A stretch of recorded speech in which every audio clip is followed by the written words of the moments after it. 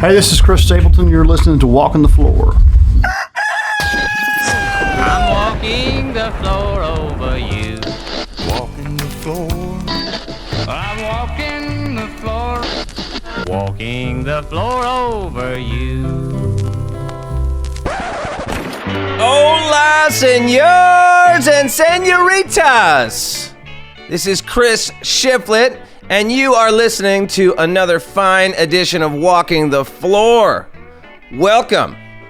I have a sneaky suspicion that many of you out there are listening to this for the first time, because on today's show, we have a bona fide superstar, Mr. Chris Stapleton. That's right. So if you are listening for the first time, you should know that there are many, many episodes of Walking the Floor available to you in the iTunes store or wherever it is that you get your podcasts, or you can go to walkingthefloor.com. Check them all out. We have almost 100 with interviews with people like Jason Isbell and Sturgill Simpson and Dwight Yoakam and Merle Haggard and all sorts of your favorite country and Americana acts, as well as a handful of people that don't fit that mold. So check it out. They're all in there. They're never going away. And let me also remind you, for those of you that have not done it yet, there is the Walking the Floor playlist on Spotify. So if you're a Spotify subscriber, make sure you get on over there and sign up. I think we've got, nearly 400 people following it, which means we just need another, 500,000 or so to hit our target goal of being a powerhouse playlist. Playlists are the new radio. We want to get there. So I need a solid 500,000 people. And I think this episode today could pull that in. It could get us close. So come on, people, let's rally.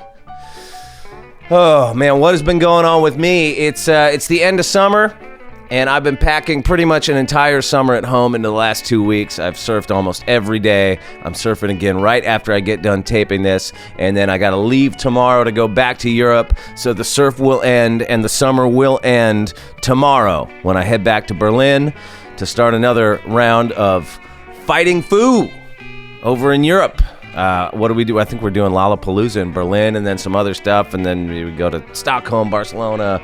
We go to London. We're playing O2. It's going to be a busy couple weeks. And then I'll be back after that. But don't worry. There will be no break in the Walking the Floor episodes. And I have many of them in the can. Some very good ones coming out soon. So I'll keep those going even when I'm on the road and get them out to you. Okay. Let's talk a little bit about everybody's favorite online music retailer, or music supply retailer. I don't know what you call them. Anyway, Zounds.com. You know what I'm talking about. All you young musicians out there, or even you old musicians, get on over to Zounds.com, where you never have to pay full price all at once, where you can split your order total over 4, 6, 8, or 12 monthly payments. Whatever fits your monthly budget best.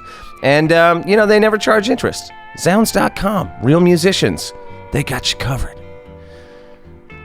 All right, let's get to today's interview.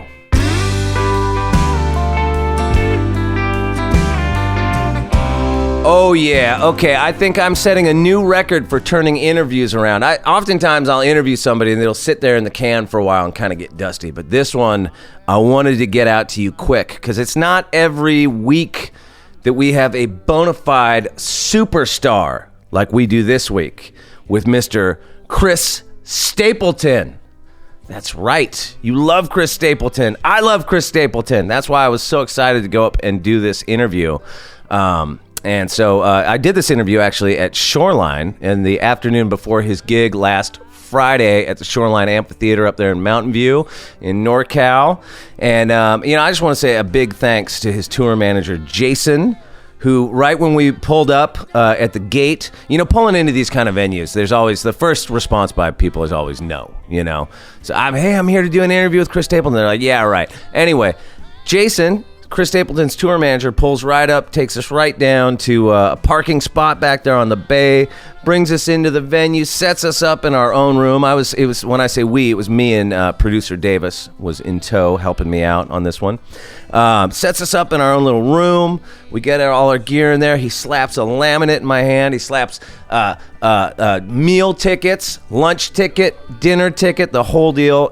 Chris Stapleton's crew took such good care of us and made us feel very welcome. So we got set up in our room back there. We set up my computer and all my my mic stands, and I was like reviewing my questions and just kind of prepping and getting ready because I really didn't want to blow it on this one. This is a good one. And I gotta say, Mr. Stapleton walks in, sits down, couldn't have been more welcoming, couldn't have been more generous with his time. I think we talked for nearly an hour or something. You can hear while we're talking, there's like his band's sound checking out on stage. So you can hear like some noise, some thumpity thump, thump, thump. So he was like, skipping sound check to come hang out and talk to us. And it was amazing. We talked about all kinds of stuff. We talked about gear. We talked about songwriting and bluegrass and his like one-of-a-kind journey through the Nashville music biz to become the arena and shed-filling act that he is today. This is Chris Stapleton on Walking the Floor. But she finds it hard to believe that she's turned. I'm a guitar player. So I kind of wanted to start with that first. I feel like everything that's written up on you, they talk about your voice and they talk about your songwriting, and that's all great stuff. But as a guitar player, I just thought we could nerd out on some guitar stuff first. We might not have enough time. So who are your guitar heroes? Who are the guys that you draw from the most? I have a lot of guitar heroes, but a couple of them are probably obscure to some folks. But I have a dear friend named Mike Henderson, who's a blues guitarist, and I was in a band with him, bluegrass band. He played mandolin in the bluegrass band I was in with but he's one of the greatest, to me, blues guitarists ever lived.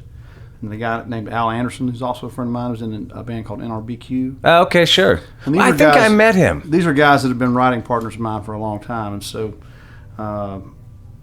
they're both kind of guitar heroes of mine.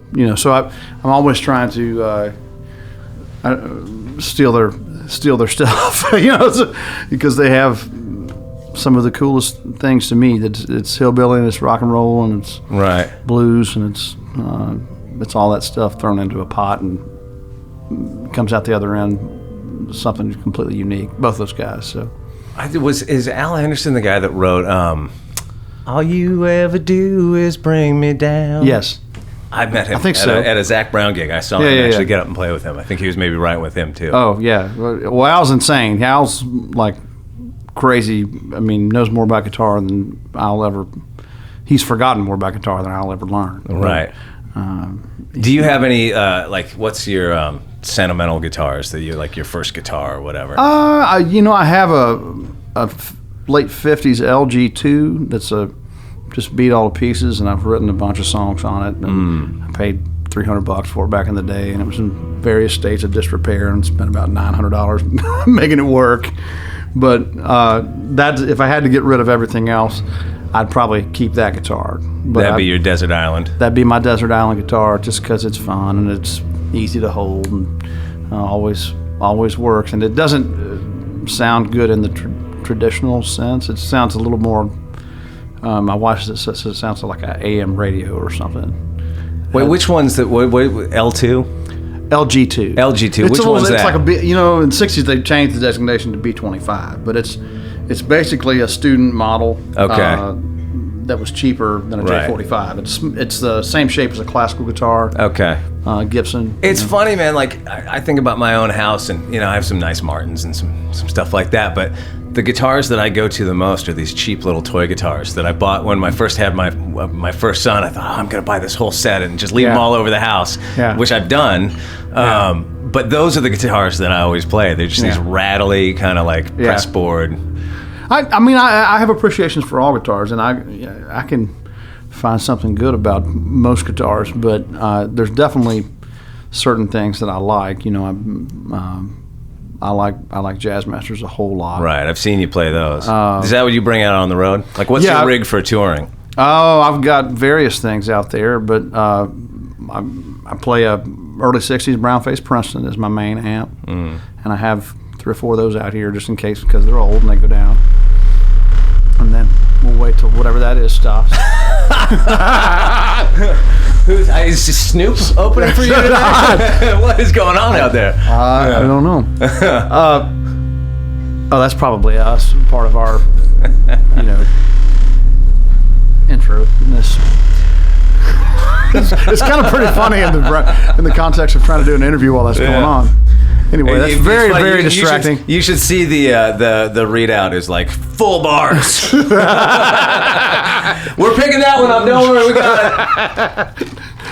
But I have various pre-CBS Jazz Masters out here. My main one's a 64. I have a 58, a 62. What else is out over there? A 63. And then I have like a reissue. It's a 62 reissue, 2005, and then a couple custom shop things. And then there's a 68 Telly Maple Cap. There's a John Kruse Master Built Telly out here. Have you gone down the? Or I don't know if maybe you were already down this rabbit hole, but I went and recorded an album with Cobb last year, and I was never really like a gearhead, or I was never big on vintage gear. I mean, I always liked it, but I could never afford it when I was younger. And then I just always bought kind of like workhorse guitars. But hanging out with that dude is expensive. Oh no! Like every day in the studio, he's like, "Hey, let's take a break. Let's go over to Carter." Yeah. And so you just get into that thing of where you're always looking. Dave and I are worse for probably 2 people than anybody could possibly be, because we'll go, do that. Right. Right. It kind of worked to my advantage a little bit because he had to unload a couple things to get some other thing that he wanted. Yeah. So he sold me a couple things. There's always that thing, man. If you're not going to buy that, I'm going to buy that. Right. Are you going to buy that? Yeah. And so we have several guitarists. It's like it's like, are you going to sell that thing? Because I want that. So we do that to each other, and we always have fun with that. And we're always, we're also scouring the earth, eBay and Craigslist and whatnot for G-Bass. I'm sure you know all those. And, yeah, sure. And then we'll Reverb be sending each other like, man, you need this, like that. Yeah, and we're horrible for each other. We're great friends, but terrible friends for each other in that way financially. Yeah. So it's most of the expensive things I've bought like that were because Dave Cobb was involved in some way. Really? Yeah. That man is a terrible influence, I tell you. When did you start playing guitar? What came first for you? Did you start singing first, or did you start playing guitar first? I always sang. I grew up singing as a kid, but I don't know exactly when I started playing guitar. When I was 11 or 12, maybe. And do you come from like a musical family? What was your not necessarily? Like? My mom, can sing in tune. She's a real pretty kind of Julie Andrews kind of sounding singer, and my dad could hold a tune, but he wasn't necessarily a singer. Right. But he loved music and listened to a lot of music. Right. What would like your early musical sort of influences or early musical memories be? Like, I'm wondering what got you hooked on that. Well, my dad listened to a bunch of outlaw country, Waylon and Willie, but also, and this is my stock answer, so sorry, but it's true. He had soul music, or old R&B like Ray Charles and Aretha Franklin and Otis Redding and things like that. And so those were my earliest musical memories, so to speak, is just him riding around the car with him, hearing that. But, lots of other influences along the way. What? When did you start playing out, like playing in bands? Oh, I didn't really play in a band in like a touring sense until I moved to town when I was 23. I never really had a touring band until I was. But did you have junior high bands, high school bands, that sort of thing? I'm wondering what you were like as as a 13-year-old. What were you getting I played up to? a lot of sports.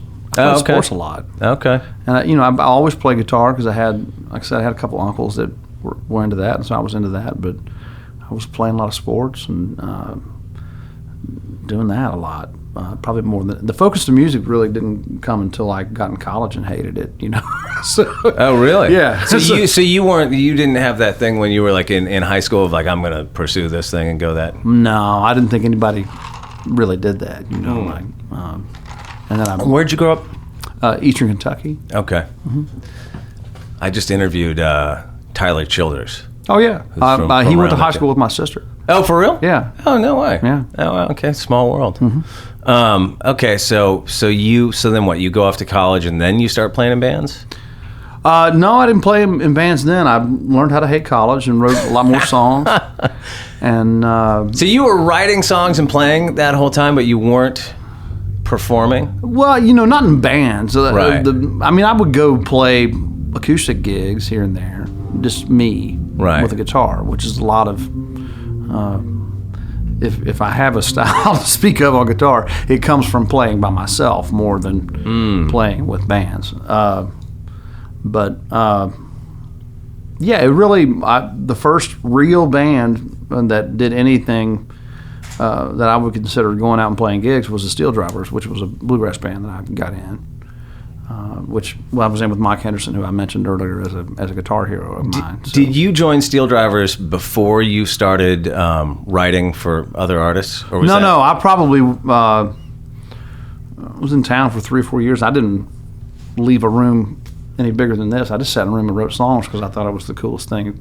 I got a job writing songs, which is the greatest thing on earth. I'm wondering if this is true. I heard that you got your first writing gig, like you tagged along with a friend of yours to a publisher's office or something. Is there any truth to that? No, I didn't tag along with a friend necessarily. There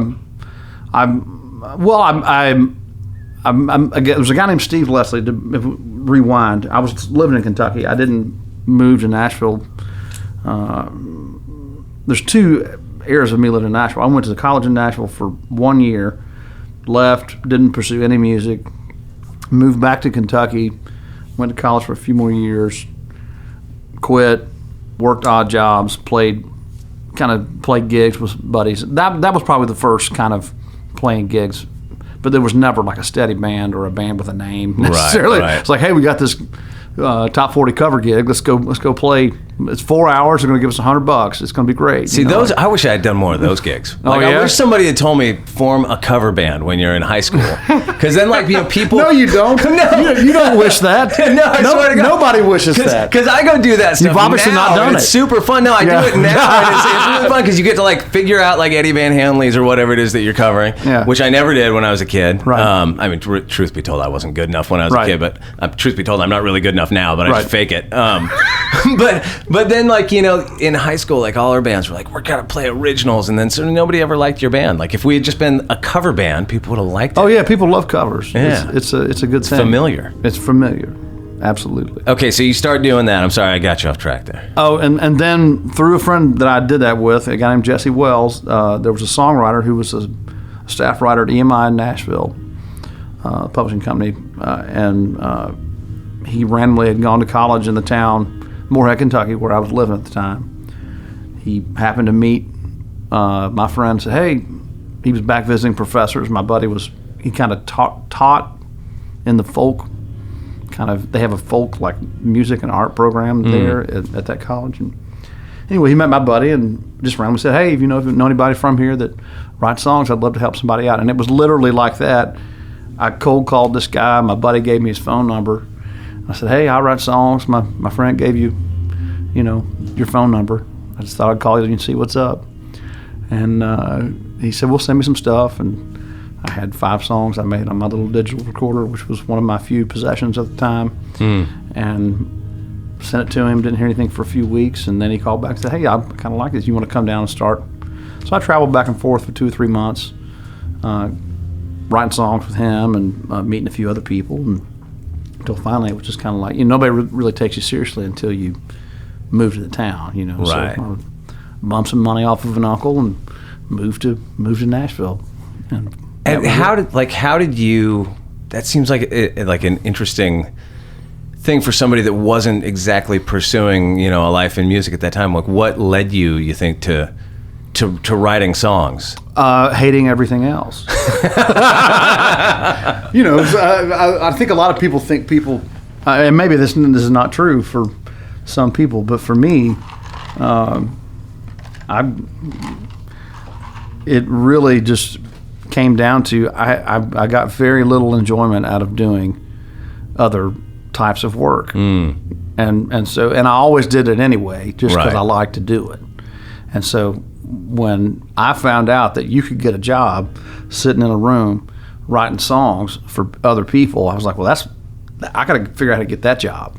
Has the way that you write songs evolved since then? Is it more or less the same, or is it different? That's hard to say because it's like looking at pictures of yourself. You know, Right. you don't realize you look different until you look back at a picture of you 10 years ago. I mean, sitting in a room with other like professional songwriters has to have some kind of For sure. Well, on you your learn. craft, I would think. Yeah, I mean, you learn hopefully how to write better songs more often, and hopefully you learn how to do things in the box, and then from there learn how to forget about it. You know. What do you mean? Well, just how can I say this so it doesn't sound weird? It can sound weird. Well, there's a form to songs, generally Right. speaking, and I know that other people may argue things about how songs should be. They come out of the air, and I do think that they come out of the air, Right. really good ones. But there's a way you can sit down and dissect. Oh, here's a verse, here's a chorus. We're going to do a bridge now, and this is not romantic at all. Now, it's important to learn those things, the mechanics of songs and why certain things work, and that's all fine and good. What I'm saying is it's also important to ignore those things and forget about it and do something because it's you and Right. and feels good to you. I mean, do you have a different approach to it when you're writing for somebody else as opposed to when you're writing for No. yourself? No. I mean, because you do a lot of the songs that other people have. I mean, if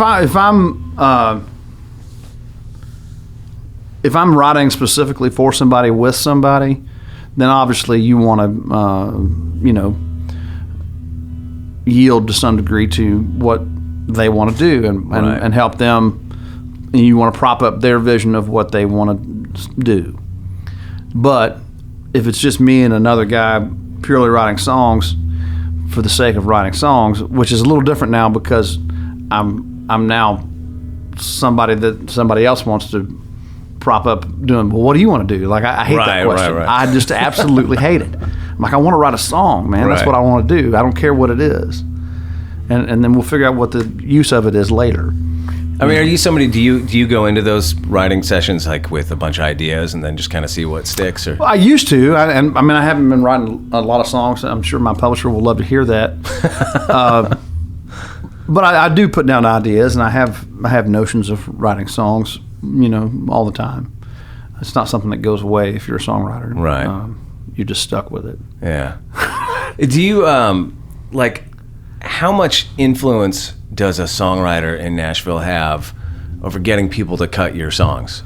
Like I always wondered about that. About well, how it the depends business, on- once you write it and hand it off to your publisher. It depends on the songwriter, Right. Me personally, when you're like first trying to get established. I guess is what I mean. Oh, absolutely none.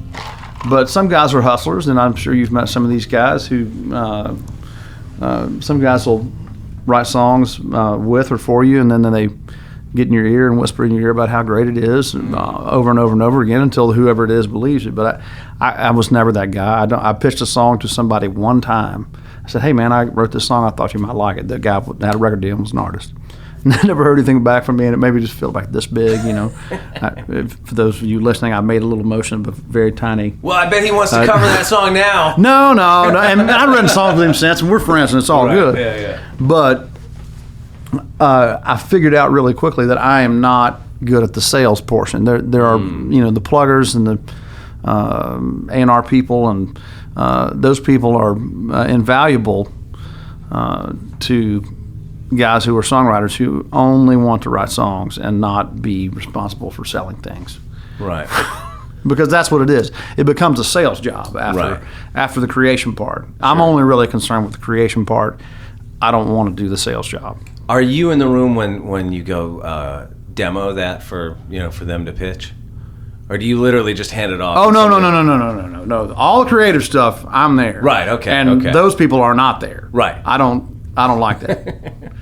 I don't want somebody telling me how to make music. Right. And I don't want. It needs to be at this and BPM vice versa. with I this don't want lyrical to content. tell an accountant how to do taxes. Right. It's the same thing. Everybody has a lane, and we stay in it. Yeah. How'd you wind up joining the Steel Drivers?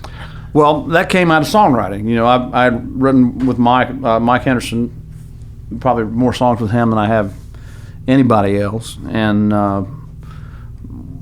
we both had a love of bluegrass music, and so we used to have a standing once a week Tuesday night appointment, and out of that, he's like, "Hey man, I'm thinking about playing some bluegrass just for fun.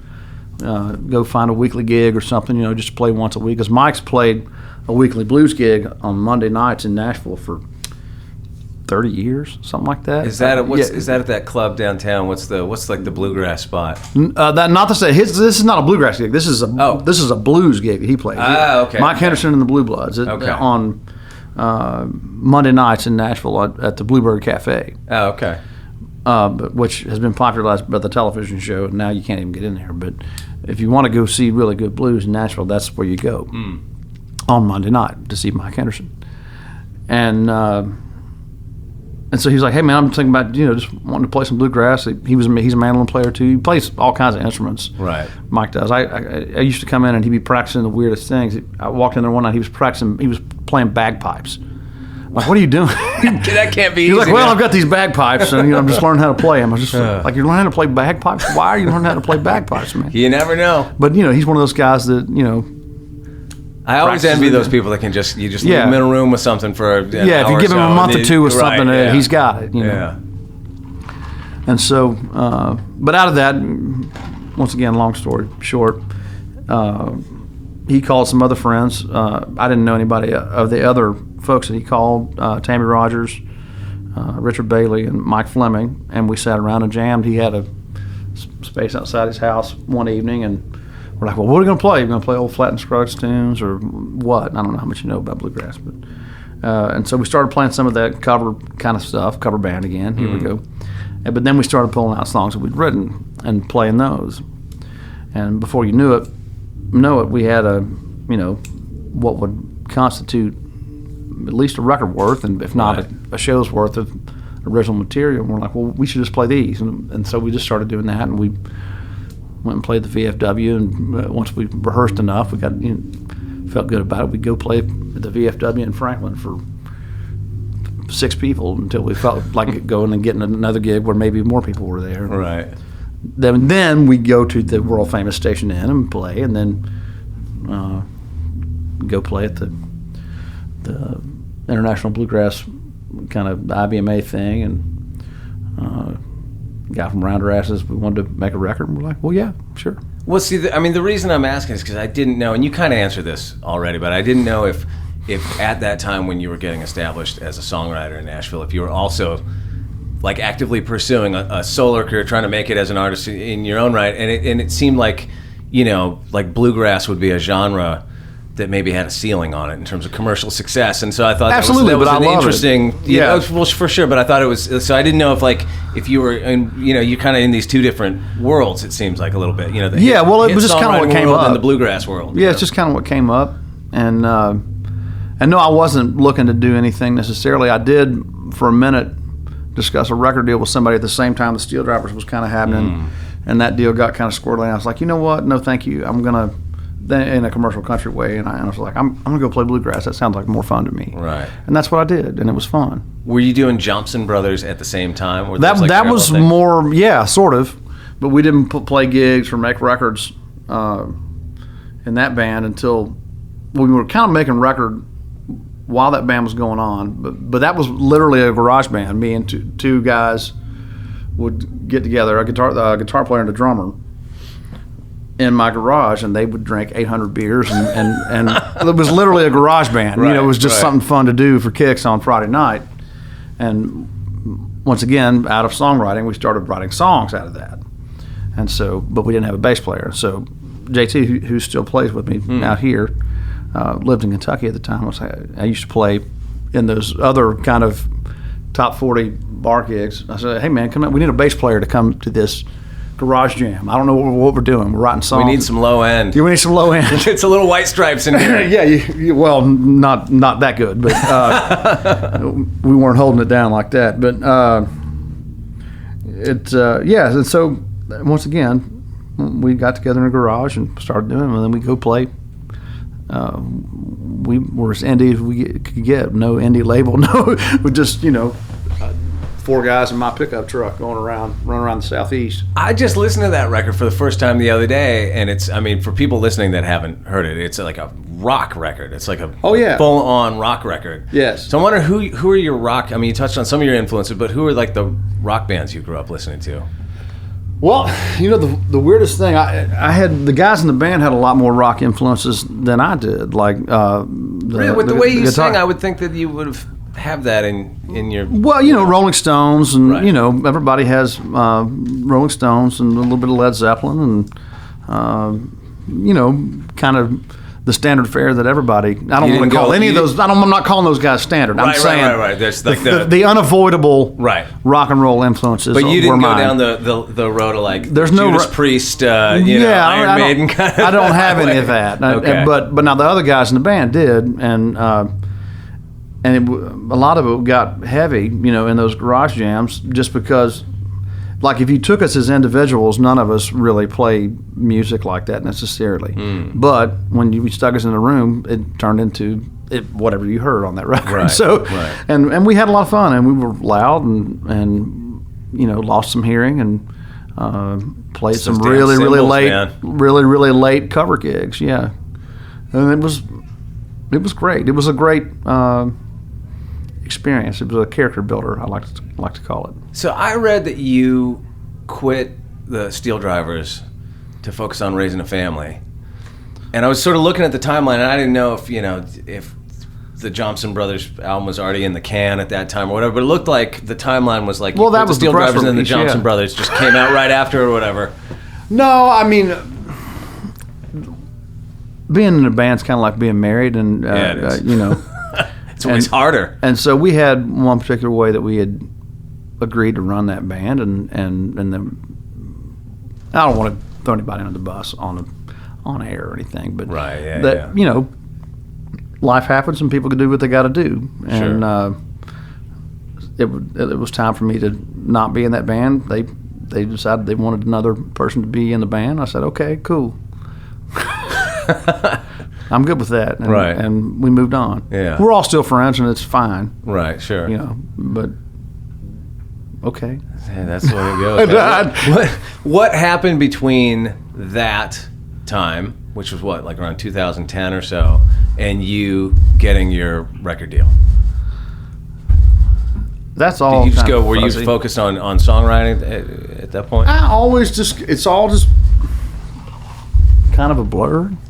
Like I always was writing songs, and I was always going and playing gigs, and these are things. Other than the first 3 years I was in Nashville, where I was really kind of buckled down and writing 3 songs a day, having 2 and 3 writing appointments a day, trying to learn how to do it, and keep a job. I was really just wanting to make as much music as possible, and whatever came up, I was in. And I don't know how much.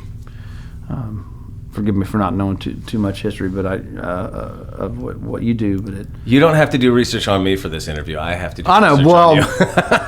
But the deal as a musician. At some point you just you got a gig, cool. Right. You got a demo to sing, cool. Right. You want me to come do something, play this one off with you, cool. Yeah. And that's very much the mentality that I had. And still do. It's hard to turn that off a little bit, sure. Because now we're to a point where, unfortunately, we have to say no to something. Well, you probably have a lot more opportunity. More opportunity than time, and it's a strange feeling, as someone who kind of grew up through music, going, all right, what do you got? Cool, let's do it. And that's the way that you find your path, is you say yes to everything until. Hopefully something happens. Right, until the right thing comes. Until the right thing happens, Well, so on that end, how did you wind up getting your record deal? How'd that come about? I was friends with a guy named Brian Wright, who's A&R at Universal, and we'd been friends since he had worked in the tape room, basically at Universal, and he had worked his way up while I was, doing my thing. And he called me one day and said, "Hey, I'd like to go to lunch. And I thought, we just hadn't seen each other in a while, and I thought we were going to go have lunch and discuss the state of the world, and, just catch up. And we get to the end of lunch. She's like, hey, well, if you want to come over here and make a record, a country record, that'd be cool. And I was like, oh, well, wasn't thinking about that, but let me go home and talk to my wife. And so I went and talked to my wife about it, and went back in and talked to him for a minute, and talked about the conditions under which I think I could do that, and everything was cool. They've been a great partner, and that's literally how it happened. It wasn't we didn't, no showcases, no anything like that. Did you already have a vision for what you wanted to do? Like, I'm wondering if once you got your deal, and then however you hooked up with Cobb, if there was any pushback from your label, like, oh, that's not the kind of. Well, there's a whole other record made. Oh, really? Yeah, I made a record. Me and Luke Wooten, who produced the Steel Drivers records, we made a whole other record. Is that what that single? There's one single up in Spotify. That's that a different predates. spot. Yeah, there's a lot leading up to the record that was happening. Okay. We made a whole record, and Luke Lewis was the head of kind of Universal at the time, and then the Capitol Universal merger happened, and Mike Duncan took over for Luke. And I learned this, Luke came in and listened to the whole record. We were done. We were, you fired up, you got to get your record done. That's a good day. You're like, oh yeah, signed off. And Luke comes in, listens to the whole record, listens to it intently, and I love Luke, so I'm not in any way saying anything bad about him. But he turned around and looked at me and said, man, I love it. I also got to tell you, I'm not going to be here next week.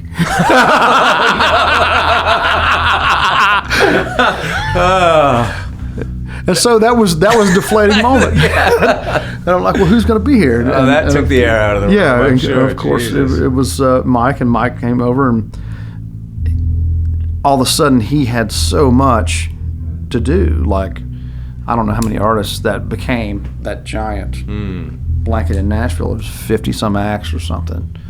And so it was 9 or 10 months of radio silence until, or maybe it was, I don't know. Mike came in fairly quickly. The radio silence came after.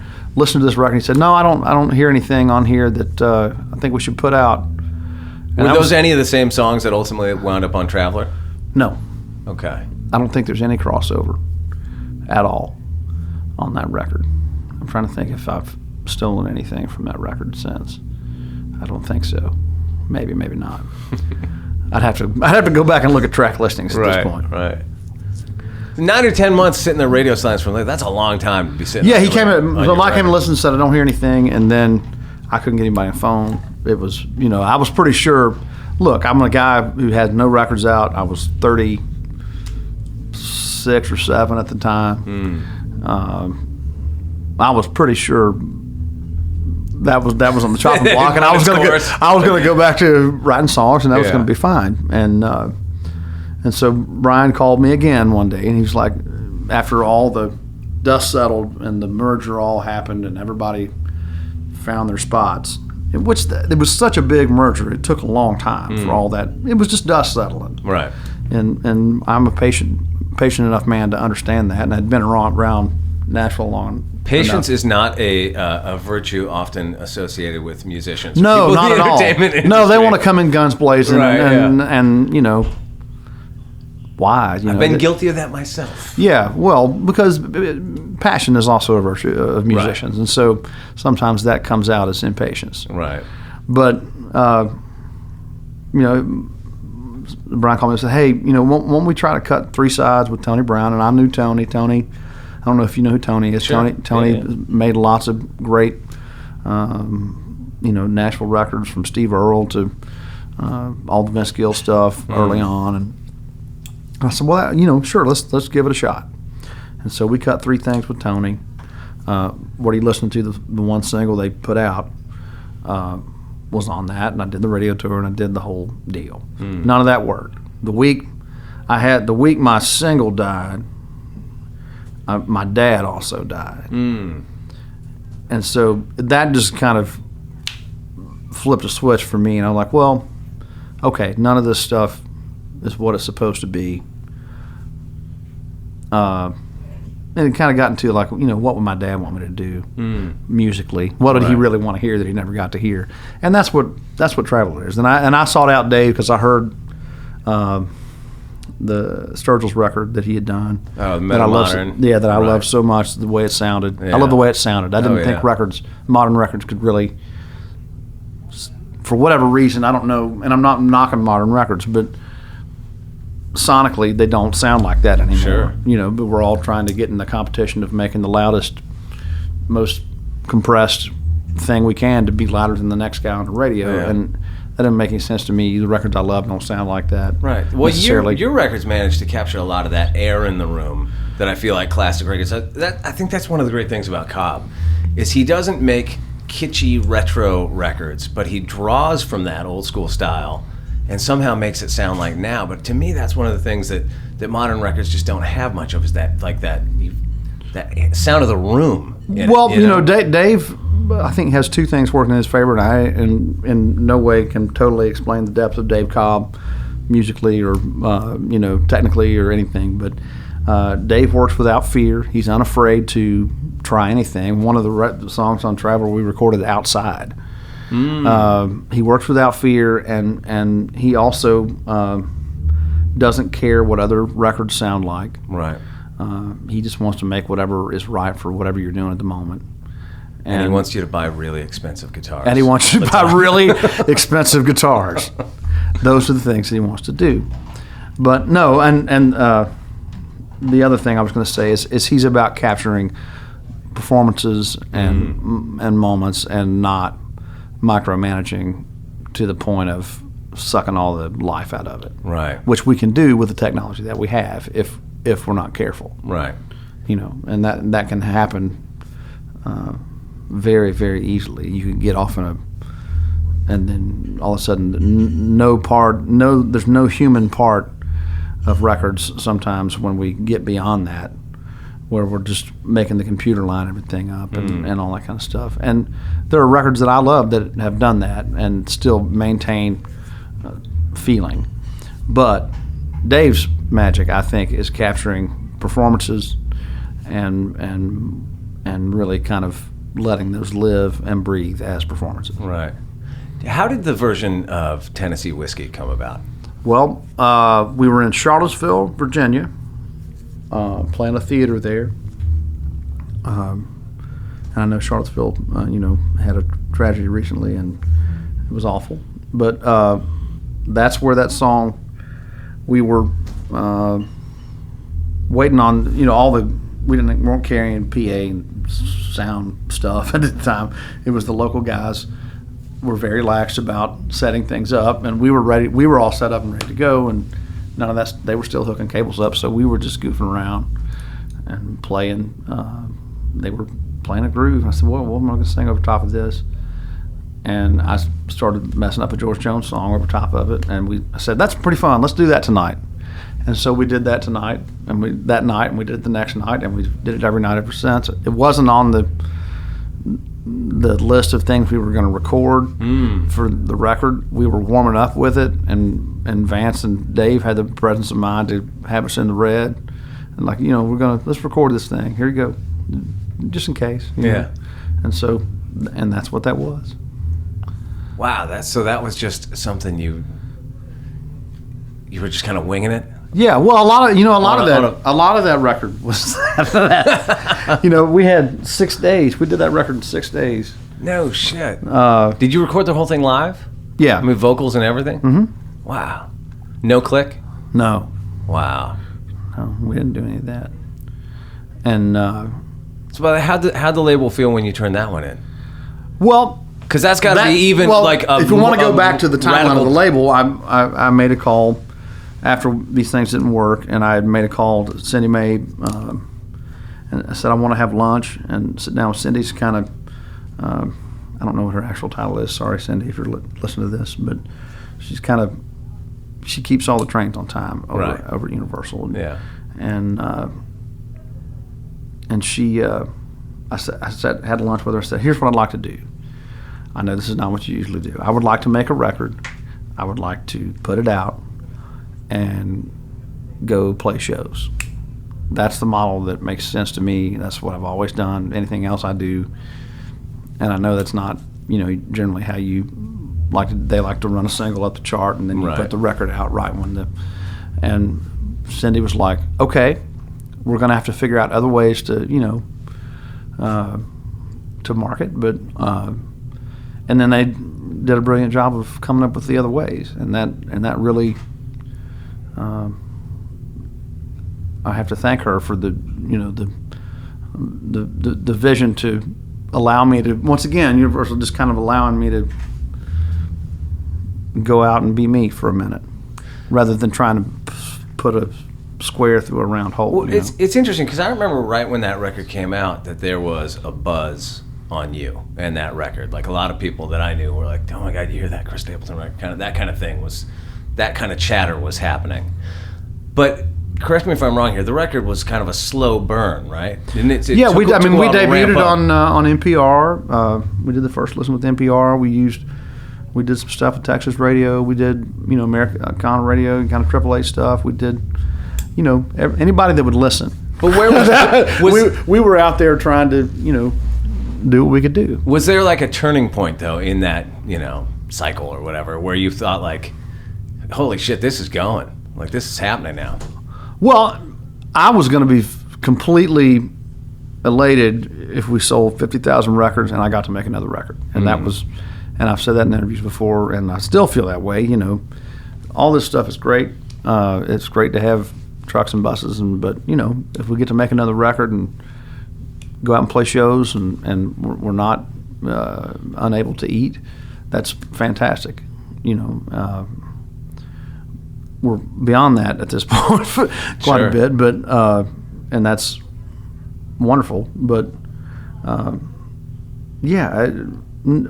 guess the point, we were playing what I considered nice gigs, 500, 1,000 people, solely on just the record, and there were a few nice moments when we word of mouth, and the energy was great, in the rooms, and people knew every word to every song. We were 3 days, had the record out, and we played in Nashville, and we played the whole record and live, and everybody knew every word to every song that was in the club. I mean, there was, I don't know how big that club was. How big is Cannery? It was 800 people, something like that. And so that was a new feeling, and we're like, well, they like it. That's great. That means maybe we get to keep doing this for a minute, and then all that kind of stuff. We did a lot of TV appearances, which all went well, and everybody was kind enough to let whatever it is we do on television, and then we had the night at the CMAs, and was that when it just like took off? Well, that went from we had a successful record, we did what we wanted to do. That's when it turned into, we just we sold 175,000 records in a week, which is a lot, by modern standards. Jesus, maybe back in the day it wasn't, but I mean, that record went double platinum, right? It's like that's almost impossible. I think nowadays. I'm not certain about this, but I think we're almost triple. Yeah, so. Which is amazing. I mean, in this day and age, that's for a country record that's had one top 10. Yeah, that's a pretty. That's like 15 million records in 1992 or something. It's a lot. It's a lot. And more than we ever dreamed of having. And I don't. I'm not going to sit here and pretend I understand it, or that I even can point to one thing that helped that happen. I think it was all a cumulative thing, and there's a timing thing, and a stars lining up thing, and a lot of luck. And I think,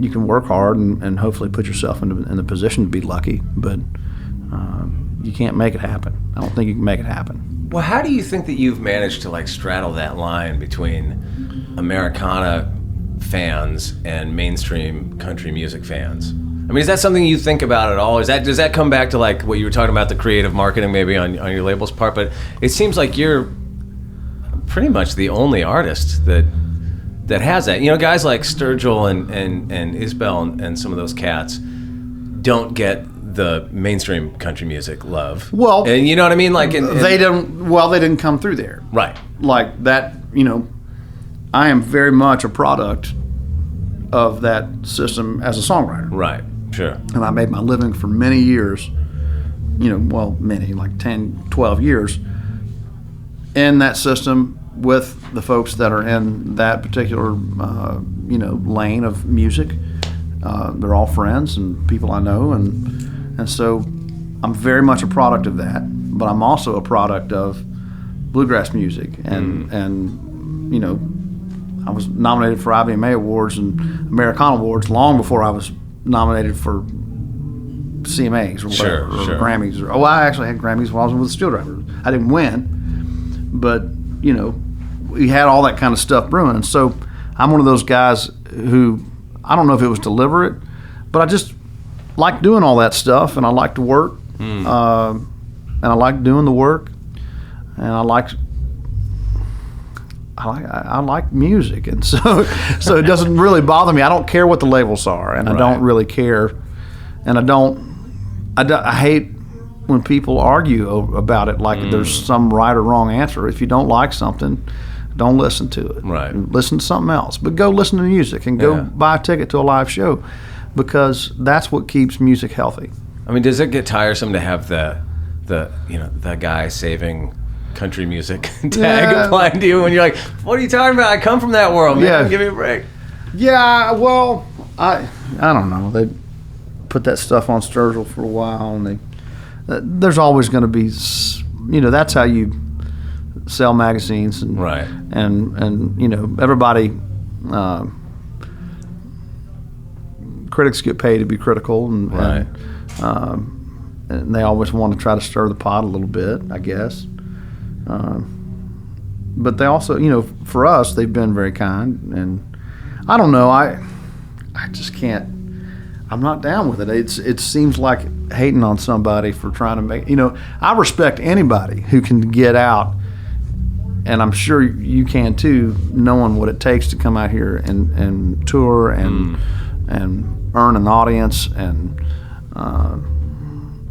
I respect anybody that can do that. Oh, if you have a way to do that, and you can do that on any kind of level, you're putting in the work, and you deserve the respect, and that's really how I feel about it. If you're earning a living playing music in this day and age, man, my hat's off to you.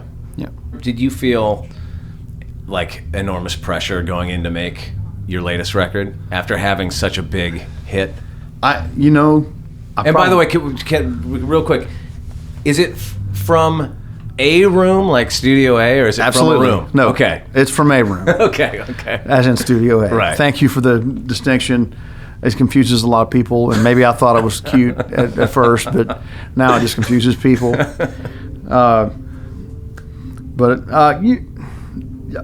I probably should have, but I tried as much as I could to distill it down to, you know, what are we in here to do? We're in here to make music that we like, and have fun doing it, and hopefully when someone listens to that, they'll get the joy out the other end, and it'll make them feel good.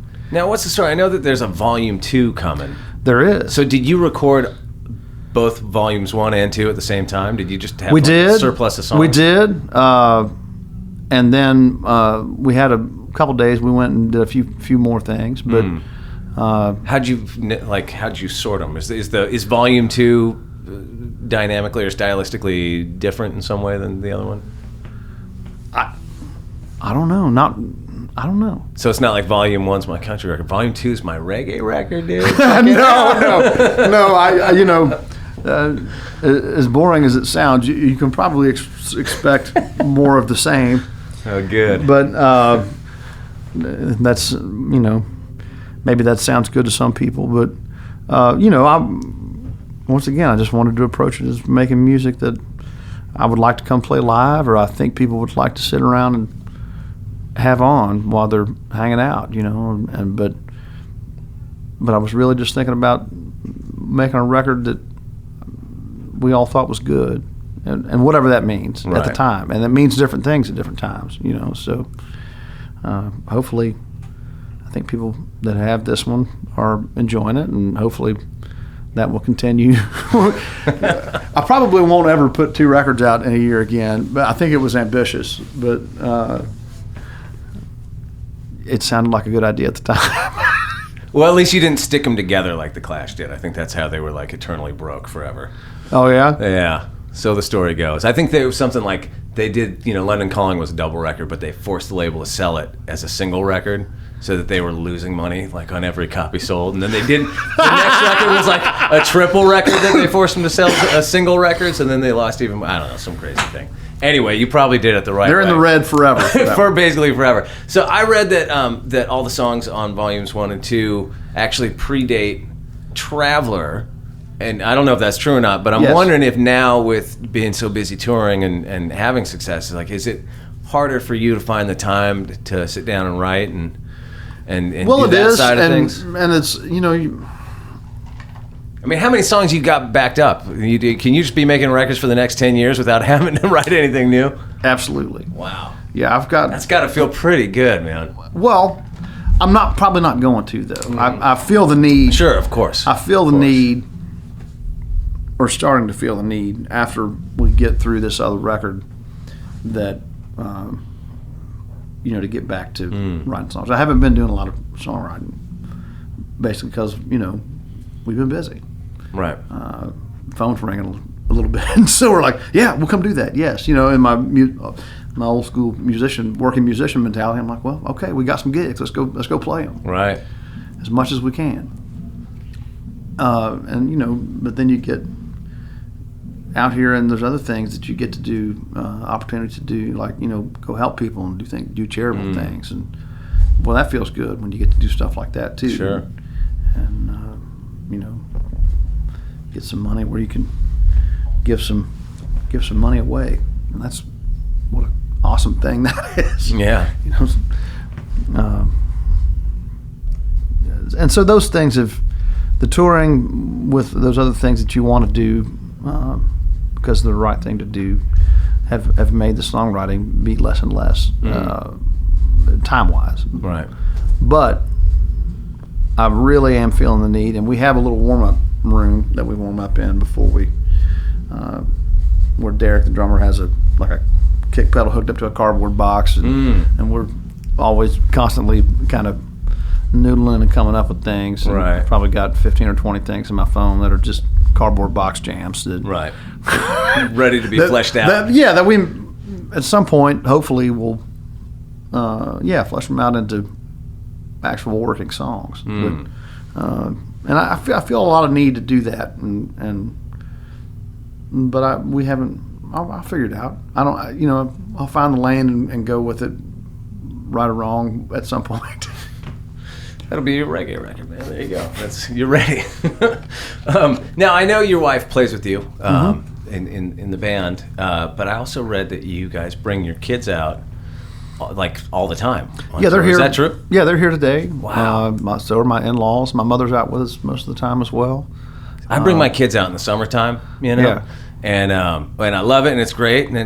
But it's very commendable. Because like one European tour with my entire family in tow, and I'm like, oh my god. Well, we don't we're not a world touring band, mind you. We're gonna maybe do a few things in the UK. I don't know if that's announced yet. Maybe I shouldn't say that. We're planning on delete that. We're planning on possibly doing some things other places in the world at some point in time. Good. I mean, I'm guessing. I mean, I don't know what your childhood was like. For me, I never went anywhere ever when I was a kid. I just lived where I lived, and it's one of the great joys of being somebody that tours is that I get to take my kids to all these places, and they get to have this my bigger kids thing. So I mean, that's like one of wonderful things of success. Yeah, my mother-in-law's a retired second grade teacher, so we homeschool our kids and Really? and so Wow. we you have had- an actual teacher. I've always thought about that with people that homeschool their kids. Like I could never homeschool my kid. I dropped out of high school and I didn't really go much after about the 8th grade. Like No, I know listen. that but you got an actual teacher all teaching fairness, your kids. I am not teaching my kids. I'm not a very good teacher. Right. I mean, I try to help them with things if they need help, but we very much have to have a teacher.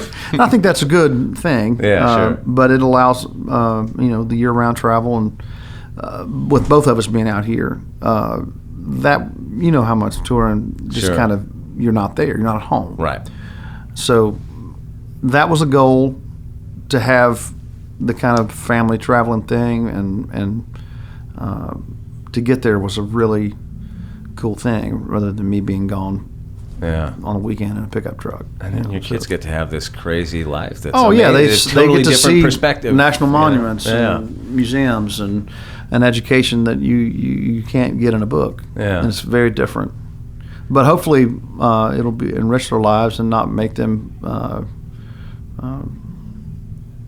I don't know, have strange perceptions, Right. perceive things. Well, my son's about to turn 14, so we're getting into those troublesome years. So Oh, yeah? I'll let you know how that turns out. Okay. How much is your wife? I know she's a songwriter and a musician herself, but how much is she involved, musically in what you do? Do you like run songs by her when you're getting ready to record? Well, and all that sort of thing? now honestly, she makes the short list, and it's a very long short list. But she's a really good. She's great at picking songs. Where I probably don't trust myself. I want to play something just because I like a guitar riff in it. That Right. maybe the song is not as good, but when you play guitar, you're like, I love the way this feels, but nobody really cares about that. I mean, they do, but the things that actually speak to people, I perceive songs a lot differently than I think most folks will listen to lyrics first Right. in a song. Yeah, I don't hear lyrics until I've heard a song about 10 times. sure. I'm listening to all the parts of the music. Right. And Yeah, so same. it makes me a very poor judge of songs sometimes. I have things that I'll go, I like this song, we're playing this. But, it's very much a good partnership in that way. Where, and then Brian Wright, again, who signed me, is always brings up things. He knows my catalog. He and my wife know my catalog probably as good as anybody. And they'll bring out things that I had forgotten about and be like, and say, hey, you should think about playing this one. And I'll think about it and at least give it a shot most of the time. And sometimes I'm just like, no, I can't do it. I mean, how do you keep your voice together on the road? Tour? I mean, you sing, you got a strong, powerful voice, but it's like, I know being a singer on tour is a very different animal than being the guitar player or the bass player or whatever, you know what I mean? Well, I don't do a lot of talking on tour. I mean, this is probably the Thank most you for talking to me today. Well, I don't, and I'm not saying You have a terrible show tonight. Yeah. It's my fault, man. Yeah. So if you see me go down, you know what happened. That's right. No, I try not to do a lot of talking during the days, or unnecessary talking. Like, are you like a trained singer? Do you warm your voice up and do all that kind of stuff? I probably should. I don't. I just drink a lot of water and walk out there and open up my mouth and believe. That's that's the only thing I got going for me. Don't let me down. Yeah, and sometimes that works out, and sometimes it doesn't. But no, that's about it. A lot of water. Right. And what do you- lay off the talking. What do you do outside of music? Like, what are you into? I mean, you probably don't have a lot of time outside of music right now, but I don't have a lot of time. I'm into hanging out with my kids and relaxing. It's a strange thing when your thing that is your hobby becomes your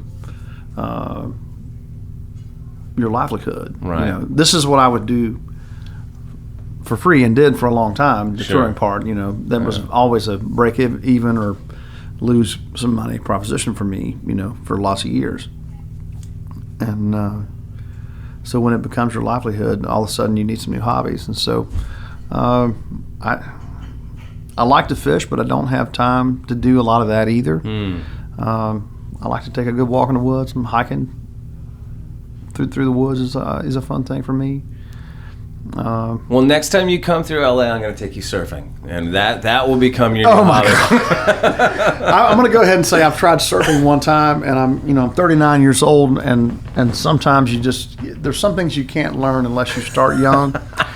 And I know for a fact that surfing is one of those things. So I appreciate the invitation, but I know that invitation is really just for your own enjoyment to watch me fail horribly at true, surfing. yes, yeah. That's involved. But, I'm trying to spread the gospel. Man. I wish I could. I think I can see other people do that, and can only imagine that it's a very connected feeling. It's one of the only things left in our life that you don't have a fucking phone with you. And that'll probably change soon, but you still don't have your phone or a computer out there. They're gonna make like some kind of... Seriously. Well, they already make that. I don't like glasses with phones in it. Yeah.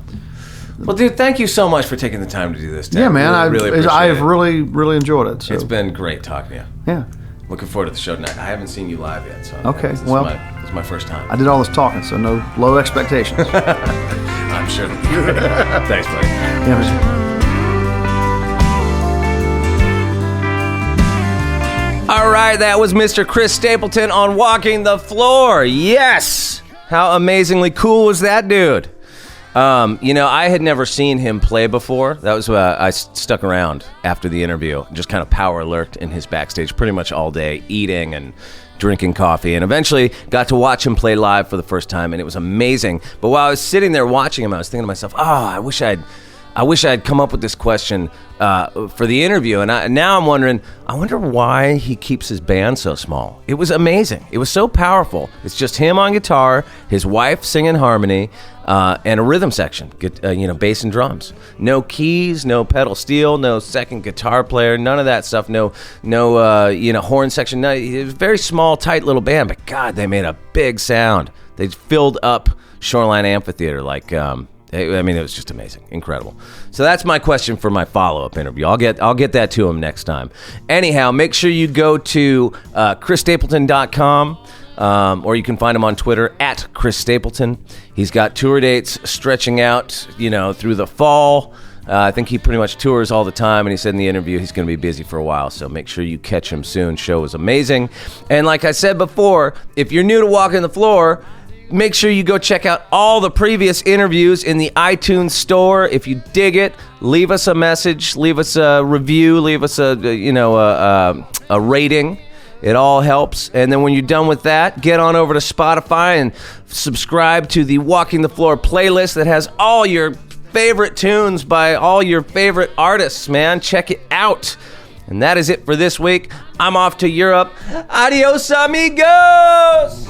'Cause this morning